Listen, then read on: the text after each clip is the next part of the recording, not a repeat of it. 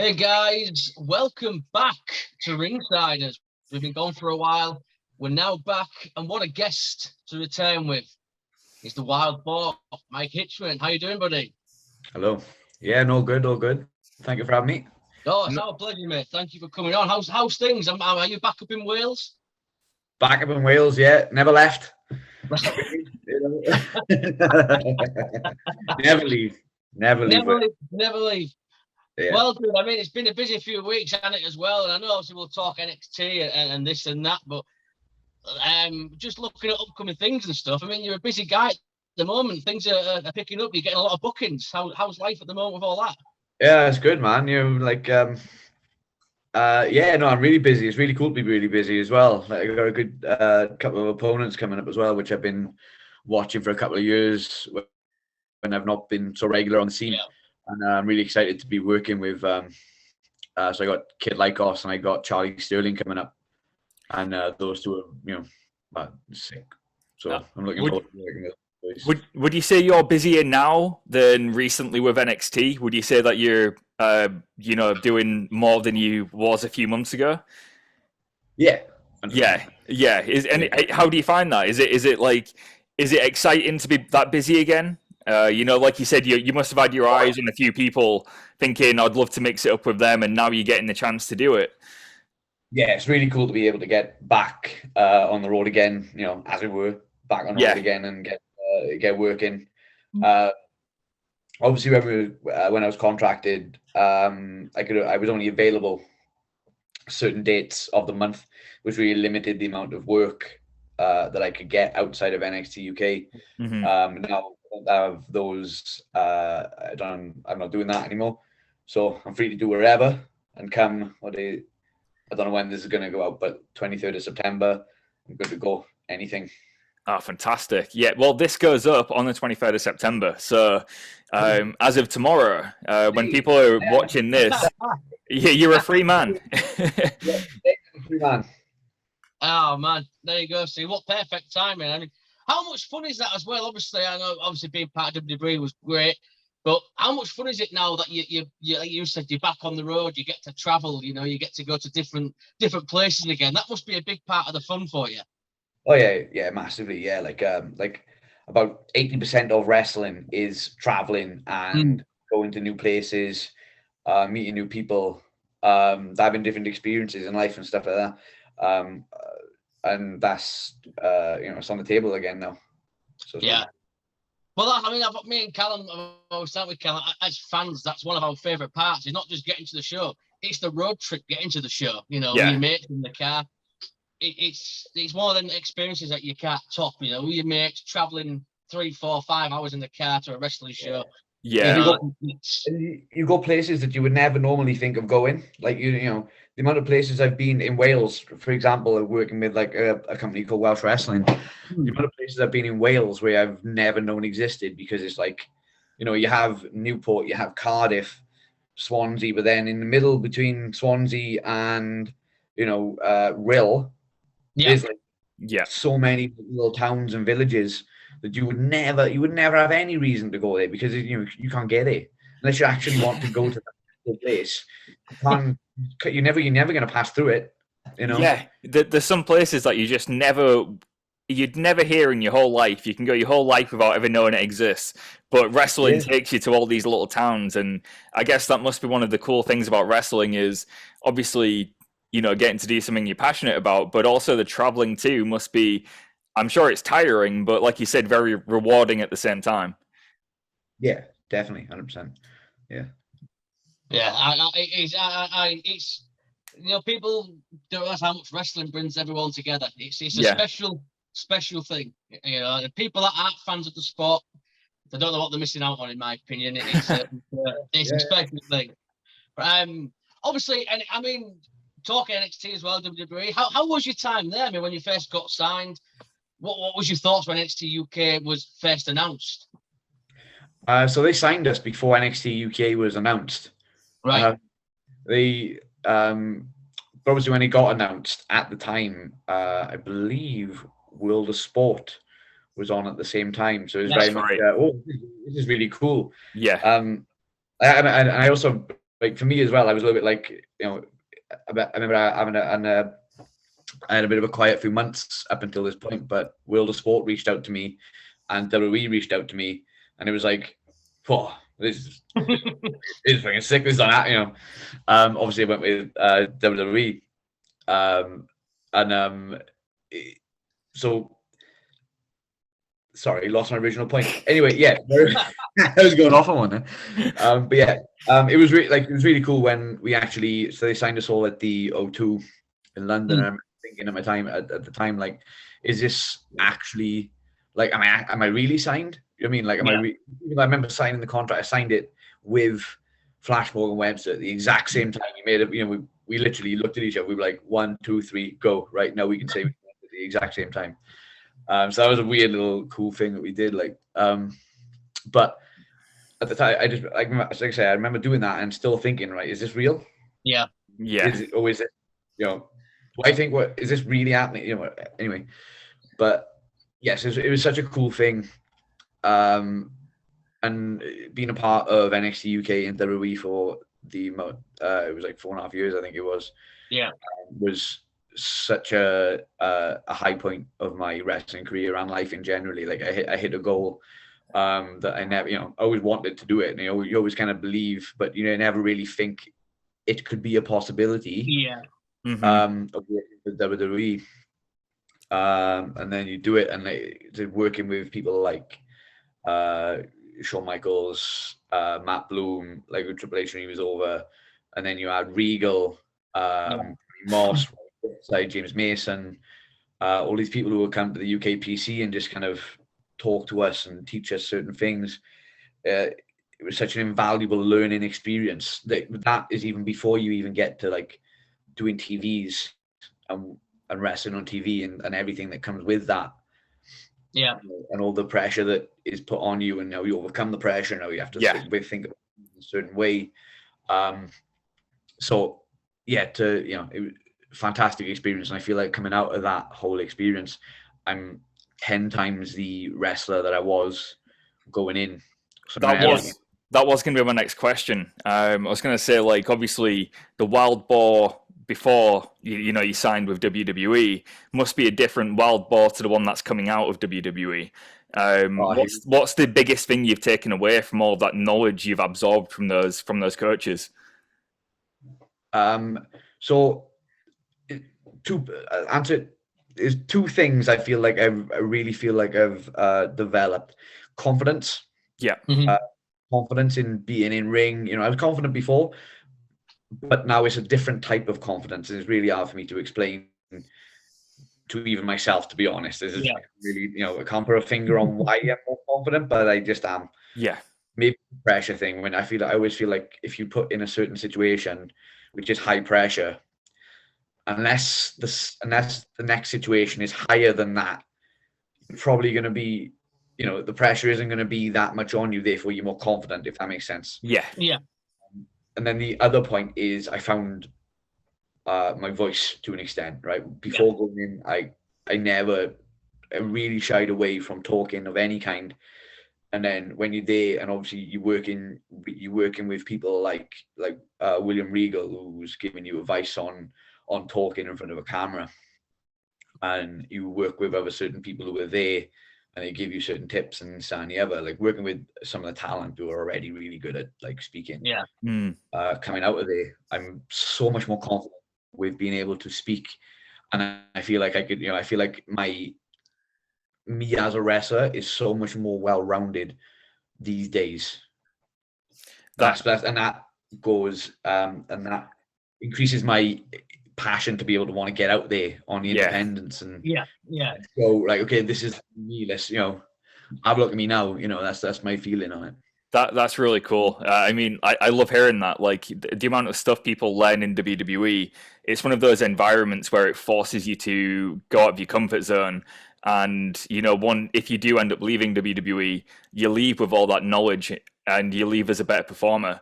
Obviously, one place that we've seen you perform is NGW in Hull. And, you know, that's our home promotion, NGW. Is there any chance that we might see you in NGW down the line?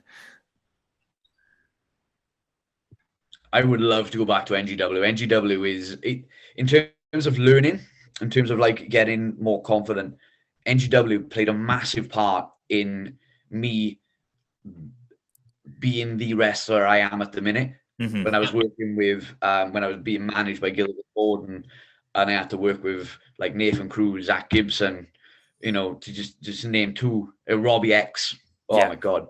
Like working with these people made such a impression on me and how I should be in ring, out of the ring, in terms of, you know, getting across a point that I want to get across, you know.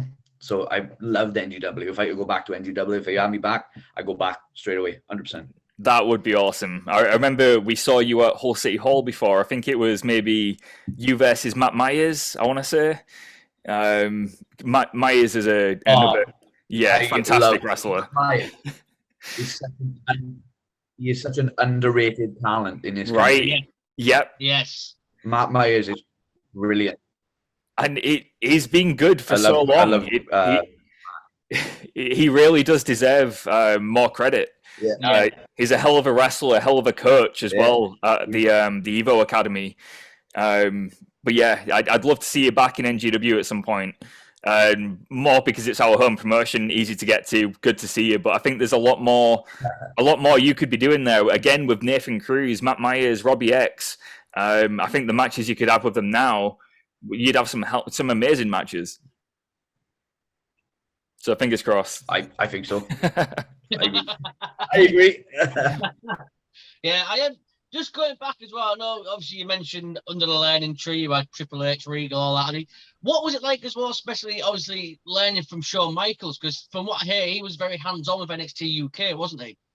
Yeah, he was very hands-on. Obviously, so during the pandemic and after the pandemic, we were all filming remotely and stuff, so they never really came over. But you'd always get feedback. You'd always get pointers on what things need to be worked on, this and the other. But before that, when they would all be coming over here on a regular basis, you just have actually during the pandemic as well. Sorry, we were having video reviews, you know, via Zoom stuff with certain people from the PC over there, and the points that they were making was just like you kind of think as wrestlers, and you get to a certain level, you're doing a certain amount of time, you think I got a grasp of, you know, what I'm doing. But then you listen to someone like Shawn Michaels speak, and then you think, oh, he is looking at things on another level. Like it was something I can't remember exactly what it was. I just remember he said something to someone, and as we were watching the match, and then I think everyone just kind of went, oh shit, yeah, that me. And it's like, oh my God. And then wrestling's so cool and weird in a sense of, and I had this recently when LJ Cleary came over to the New Wave Wrestling School that I coach at, and some of the guys were showing me some of the stuff that he was going through. And sometimes in wrestling, you're in one way of thinking, right? So you go in that way you're thinking, and then sometimes someone will show you this little branch coming off, and then you can go, oh shit, and then you go down that avenue. Sorry if this sounds a bit weird, but you kind of go down that avenue, and then you think, oh my God, this is a whole other way of looking at what I was already looking at in a certain way. Yeah. And it's really interesting in the same sense of like things you can do in ring, things you can, like the psychology aspect is exactly the same. You think about it in a different way, and you think, oh shit, maybe I can add another level onto what I'm already doing. Yeah, sure. You know? Yeah. Yeah, because I mean, obviously, you talk about psychology as well. I don't think anybody had psychology down like Shawn Michaels, you know. Yeah. The emotions that he could make you as a fan, you know, call out. He was just so good. I think I want to talk as well as before, so I mentioned NXT Europe. Before that, how did the tag team come around? Were you and Primate as well? I mean, I've met Primate, one of the nicest guys I've ever met. I'm so jealous of his beard as well. I just, how the hell can I not grow one like that? But how did the tag team come about? Was that you two, or was that, you know, higher up putting you together? I think it was a mixture of we got on. we'd done a couple of things. Actually, we tagged once at NGW, and we, like I said, we got on. We were both very similar in ring. Yeah. Mhm. And I thought they looked at, and wild boar, primate. Oh, they're both animals. Yeah. And then it was like, it just seemed like we fit as a tag team, and they kept they put together. It worked. We were working well together in training. Kept on pushing it. Our characters and stuff mixed, and yeah, then that's it. Just kind of went from there. Then and we just became a regular tag team. Yeah, it was one of my highlights, man. I was a massive fan of you two together. I thought it was just such a, like you said, such a well-rounded team. You complemented each other so well. So it was a pleasure to watch you both. And like I said as well, I had the pleasure of meeting Primate a few years ago. What a top guy he is as well. Yeah. Nice but obviously NXT Europe. I mean, is that something you was made aware of? I mean, obviously there was a number of releases yourself, obviously. NXT Europe, was that something that was ever mentioned, or did you hear anything about that? It was kind of briefly mentioned towards the end, when the call came. But like we didn't know too much about it, to be honest with you. Still don't. Mm-hmm. I'm guessing it's one of those things as well where you probably know as much as us about it, but when it happens down the line, I'm guessing it's something you might be interested in if it happens, depending on how it happens. Because it seems like a lot of the people that have stepped away from WWE, they've just been saying, well, when it comes to it, I'll see how it goes, and I might end up joining again. Like, this might just be a temporary thing, leaving WWE to go back down the line. I think that's the feeling, to be honest. I think if you've got to be sensible with it, you got to look at it in a real life circumstance. You don't know what point of your life you're going to be in if an offer comes along. So I can't say yes, I can't say no. All I'm saying is, regardless if I'm involved or not, I feel like NXT Europe could be a pretty cool thing. Basically, looking at the Clash of the Castle thing, there's obviously an investment in doing more in this country, maybe more in Europe, and just thinking how Triple H has been handling WWE and stuff lately. He's just gone in, and he's gone right. Let's go. Yeah. As well, there's a big market over here as well. I mean, obviously, Clash of the Castle was the first big event in 30 years. I mean, could you see it becoming a yearly thing? Maybe not Clash at the Castle or Wales every year, but could you see a UK event like that maybe every year? I would not be surprised at all. Cardiff was absolutely mental. So I live in Barry, which is just more or less Cardiff. Yeah. And Cardiff was absolutely mental that weekend. Like, it was absolutely wild. They had like pop-up shops in the big St. David's mall thingy. And look at the amount of people who came into the stadium. And it was absolutely wild. I'd be so surprised if they don't come back. Yeah, it's money on the table, isn't it? Like, it would be crazy if they didn't come back here for another 10 years. They must at least be thinking yearly to come to the UK. And the good thing about it is, I think they'd sell every time that they come. I think they'd get a huge crowd every time they come. I don't think that was just a one-off. Yeah, I agree. Yeah, I'd love to see it. Obviously, we didn't get to Wales, unfortunately, but just watching it on the network, you could see the atmosphere, and just, it's like, God, I wish I was there. This has got to be a yearly thing. It has. It's like I said, the market's here. It'll sell out. So fingers crossed, something will come up. But I did want to finish up on one thing, and I have to ask you this, the dog collar match with Eddie Dennis. How do you prepare for a dog collar match? It's one of my favourite matches is Piper Valentine's Starrcade '83. I mean, is it as brutal as I think it is? Oh mate, those chains suck. they suck. Like, there's no, you can't work with a chain. You know what I mean? You can't. They do what they. This is a weird thing to say, but they do what they want. You don't, like, you prepare for it, I think, by just going right. Let's just go. Yeah, Just go. The chain always wins. Chain always wins because one thing you don't think about is you're gonna get hit with a chain. You're gonna hit someone with a chain. That's more or less probably gonna be a given, right? What you don't think about when you fall over, right? And you fall on your back and you slip and you go, and then the chain goes, whoosh, and then the chain's coming right down on you, right? What you don't think you getting thrown. Yeah. You land on the mat, but you don't just land on the mat. The chains hit the mat first, so you landed on the chain. Oh. Right? You also don't think about getting tied up in the chain when you're trying to maneuver, right? And you're trying to pull or whatever, and you don't think legs in the tied up in the chain, like, you know.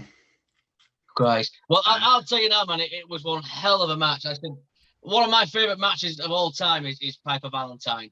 And, you know, you and Eddie put on one hell of a match with a dog collar match. It was an incredible match.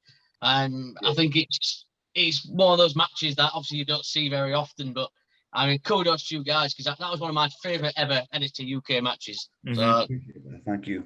What was really cool is when you, like, I was watching, so I watched that match in, you know, preparation to get ready for it. And when you go on the network, there's not any, you know, I think there might be 2. I could be wrong, but there's definitely no more than 3 dog collar matches on that network. And I don't know. I think the last, again, could be wrong, but I think the last dog collar in WWE was Vader and Davey Boy Smith. Yes, I think you're right. Yeah. And I don't know if there was another one. I think there's Piper Valentine. I think there was JYD and Don Morocco, but again, you're going back over 30 years. Yeah. So 2, 3 tops. Yeah. So I mean, I think you guys, you had the first one in 30 years or something. I think a hell of an achievement. Hell of a stat, that, isn't it? Yeah, it's not bad at all. Not bad at all. Not bad at all. But obviously, before we run out of time, dude, first of all, it's been an absolute pleasure because we are massive fans and we hope to see you. You know, we'll be around anyway. We go to shows when we can, but hopefully to get you back in Hull as well, NGW. But before you do go, dude, any upcoming shows you want to promote? Merchandise, social media? So I got a pro wrestling tees shop. I got a big cartel. Links to that are all in my social media. Coming up, I've got 2 seconds. What do you think? Slam Masters in Cardiff next weekend. Mm-hmm. And then coming up, I've got Creation Pro against Charlie Sterling, and then I've also got same weekend. I've got Modern Nomad against Kid Lycos. I've got my calendar with me at the moment. It's really cool to be so busy, as we said. I got some really cool things coming up as well, which haven't been announced yet. But there's some stuff that I'm being able to take a personal box.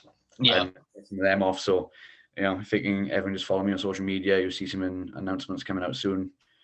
And thank you for having me on. I really appreciate it. Not a problem. Speaking to you boys. Yeah, absolutely. Pleasure. It really has. Can't thank you enough. But for now, Wild Boar, Mike Hitchman, thank you so much. Thank you. Thank you, Mike. Take care. Take care. Bye. Bye. Bye.